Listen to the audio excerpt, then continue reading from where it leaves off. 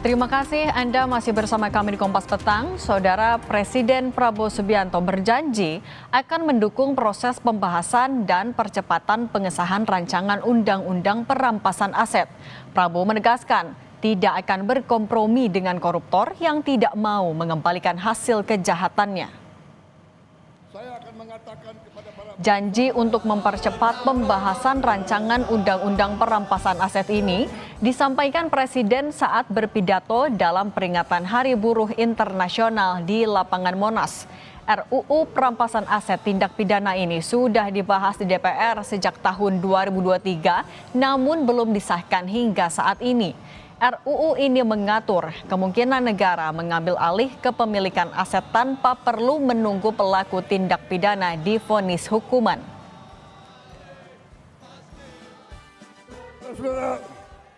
Dalam rangka juga pemberantasan korupsi, saya mendukung Undang-Undang Perampasan Aset. Saya mendukung. Enak aja.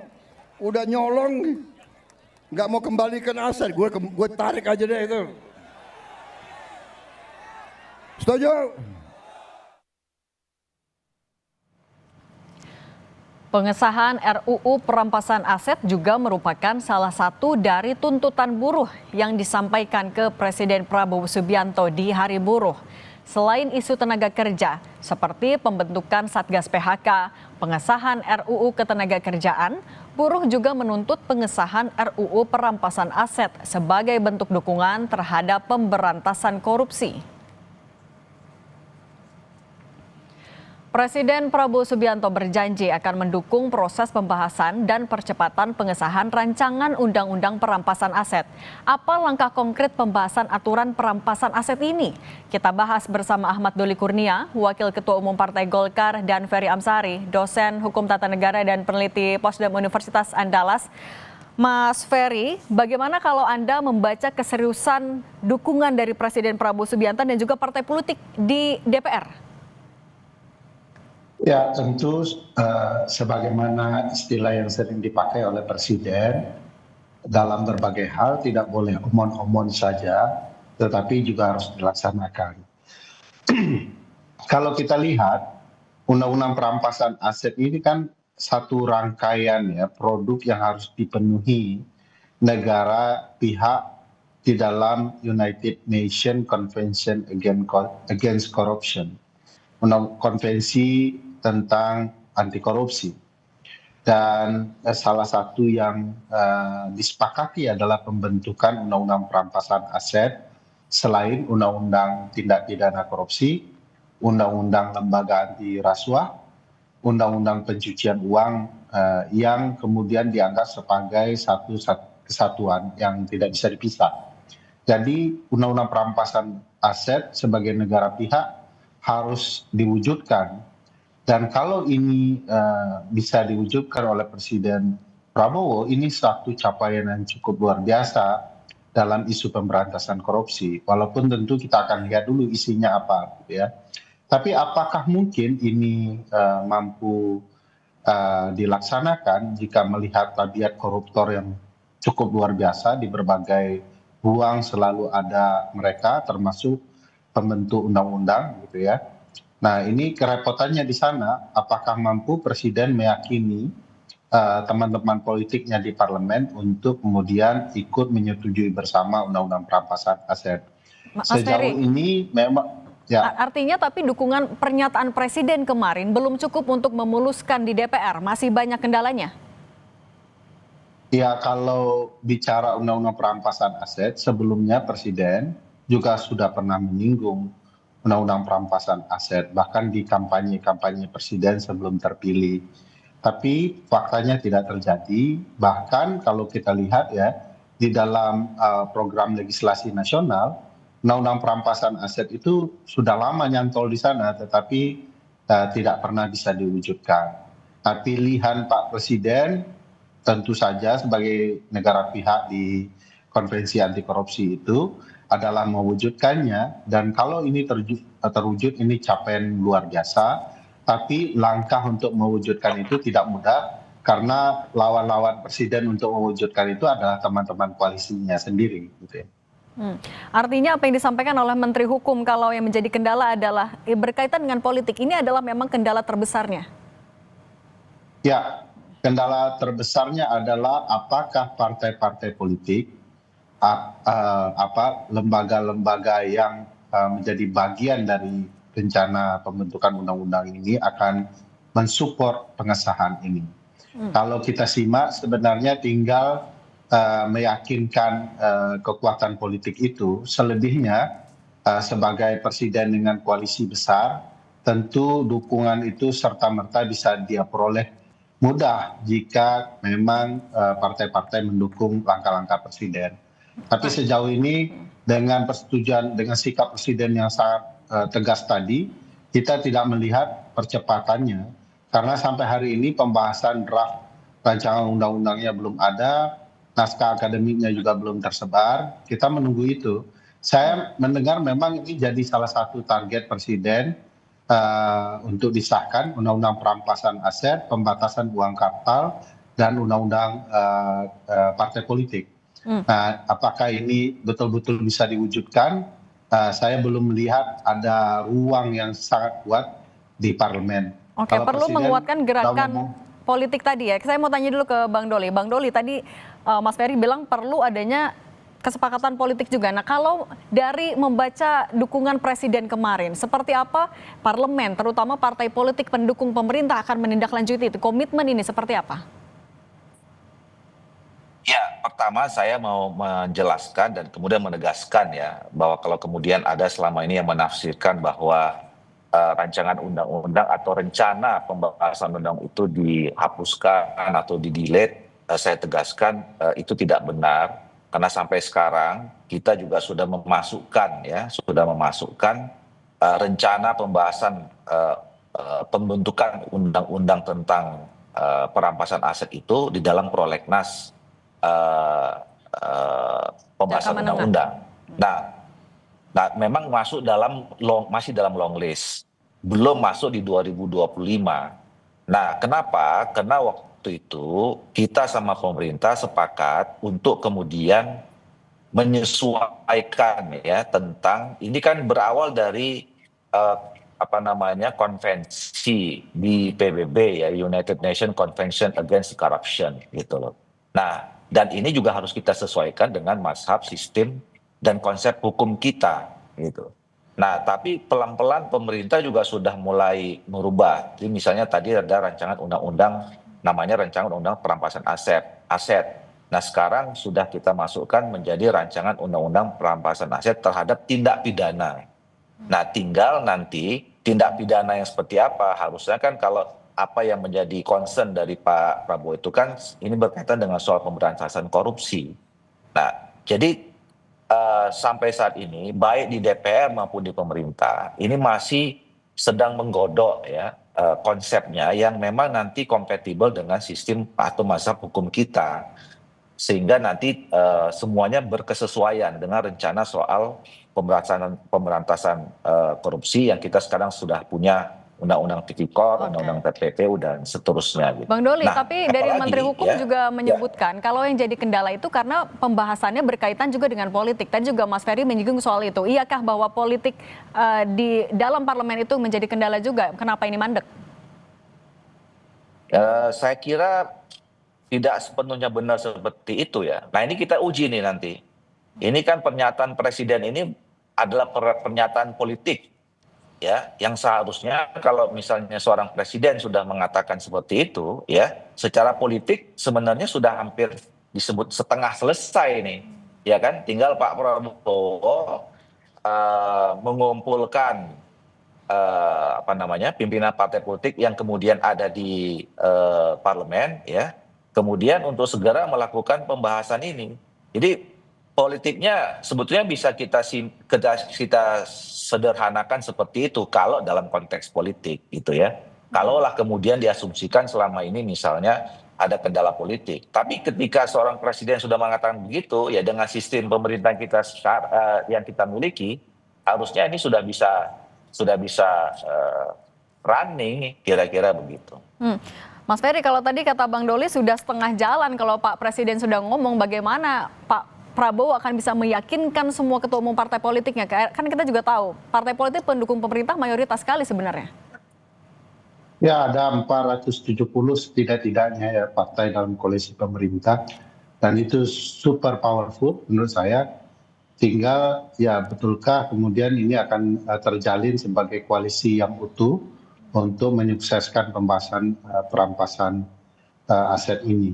Karena kalau kita simak Mbak Cindy, misalnya ada beberapa pernyataan presiden ya yang bolak-balik misalnya terkait ini juga. Misalnya ketika beliau menyampaikan ya kalau dirampas harta keluarga koruptor, bagaimana dengan anak istrinya? Nah ini juga unik ya, seolah-olah ada orang yang ingin membangun keraguan di diri presiden untuk tidak jadi menyetujui pembahasan undang-undang perampasan aset. Padahal kan negara tidak boleh mengambil harta kekayaan di luar hasil kejahatan. Jadi mudah-mudahan karena sudah dijawab juga dengan Bang Doli bahwa perubahan perampasan aset menjadi perampasan aset hasil kejahatan atau tindak pidana itu mempertegas bahwa negara tidak dalam rencana untuk mengambil seluruh harta, tetapi harta yang berkaitan dengan hasil kejahatan saja.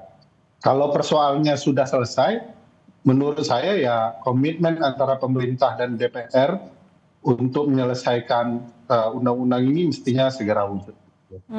Bang Doli tadi menyambung juga soal belum masuk prolegnas prioritas 2025 sebenarnya. Artinya langkah konkret yang akan dilakukan dalam waktu dekat dari partai politik di DPR apa? Ya, Saya kira tentu kalau satu. Ya, Bang Doli. Bang Doli silakan. Bang Doli silakan. Iya, saya kira tinggal tadi ya kalau sudah kemudian ada kesepakatan ya di antara pimpinan partai politik, ini kan tinggal teknis saja. Kalaupun kemudian selama ini belum dimasukkan dalam prolegnas 2025, dalam peraturan perundang kita sebetulnya prolegnas itu bisa dirubah kapan saja, ya minimal 1 tahun sekali sebelum masuk masa tahun berikutnya gitu ya. Jadi kalau kemudian nanti Pak Prabowo sudah melakukan konsolidasi yang memerintahkan Menteri Hukum, kemudian dibicarakan di DPR, ada pertemuan lagi antara DPR dengan pemerintah untuk merevisi daftar prioritas prolegnas kapan ya atau kapan kita memasukkan ini. Apakah masih sudah selesai pembahasan kita tentang konsepnya dan kita bisa mulai 2025 atau misalnya paling lambat 2026, kira-kira begitu. Mas Ferry, tadi kan masih menyamakan mazhab dulu nih antara pemerintah dan juga DPR, tapi poin-poin atau pasal yang tetap harus diperjuangkan di RUU perampasan aset apa saja, Bang?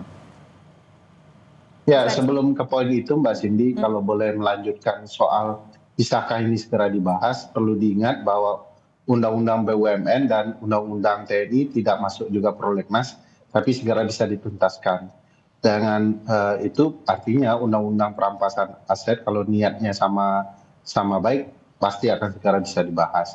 Nah poin-poin apa yang kemudian menjadi hal yang krusial menurut saya adalah bagaimana mekanisme pola perampasan aset itu, karena bagaimanapun kalau kemudian niatnya baik tapi mekanismenya buruk ini akan menimbulkan kekacauan juga. Uang itu mungkin tidak akan masuk kepada kas negara atau karena hal-hal lain yang membuat itu malah tidak efektif dalam upaya pemberantasan korupsi.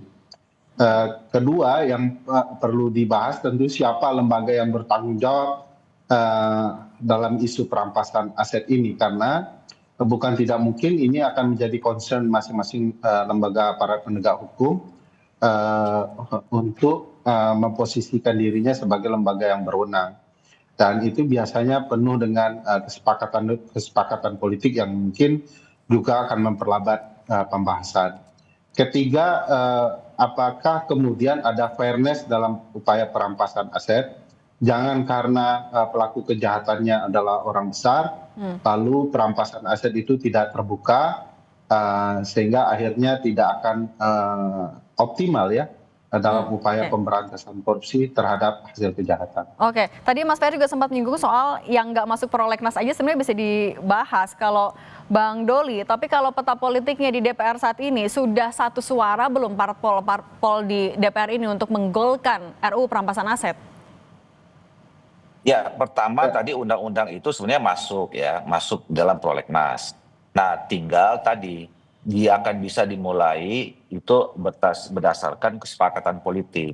Kemarin kan kalau kita berkaca dari undang-undang TNI itu dibicarakan dulu di level pimpinan, ya, terus kemudian dibahas di rapat konsultasi pengganti badan musyawarah dan dibacakan kembali di paripurna. Nah, jadi tadi saya kira memang kuncinya adalah adanya kesepakatan konsensus di pimpinan-pimpinan partai politik. Nah, kalau itu sudah terjadi, urusan di DPR itu menjadi teknis. Tapi Tinggal dinamikanya mengikuti sejauh ini alur gimana, mekanisme Bang Doli? saja. Dinamika tentang soal Soal RUU perampasan aset di antara parpol atau fraksi di DPR? kalau kami di DPR sebenarnya masih terus, tadi saya katakan kami masih minta terus teman-teman di Badan Keahlian Dewan untuk menyusun ya apa saja sebetulnya materi-materi penting tentang soal perampasan aset ini yang berkaitan dengan tadi soal penyusuan terhadap sistem hukum kita ya. Contoh misalnya kemarin saya pernah mengemukakan soal istilah walaupun ini teknis ya. Kenapa kita harus menggunakan kata perampasan misalnya ya ini salah satu diskusi ya.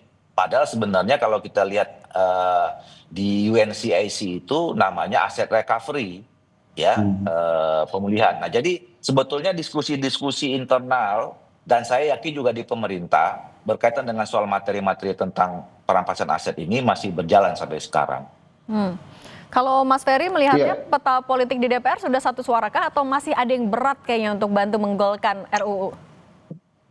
Ya, suasananya masih ada nuansa berat itu ya. Kalau tadi beliau bilang sudah masuk prolegnas kan tidak prioritas, samalah statusnya.